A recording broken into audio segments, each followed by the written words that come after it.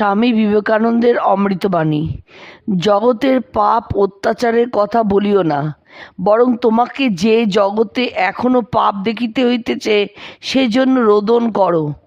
নিজে কাঁদো যে তোমাকে এখনো সর্বত্র পাপ দেখিতে হইতেছে।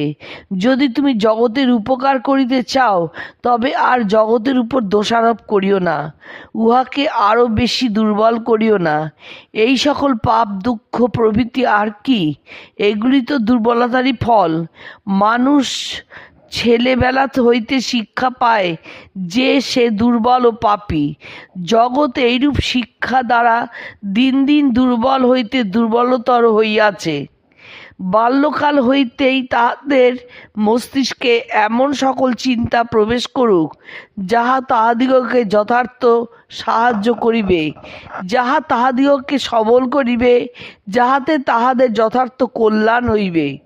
দুর্বলতা ও কর্মশক্তি লোপকারী চিন্তা যেন তাহাদের মস্তিষ্কে প্রবেশ না করে।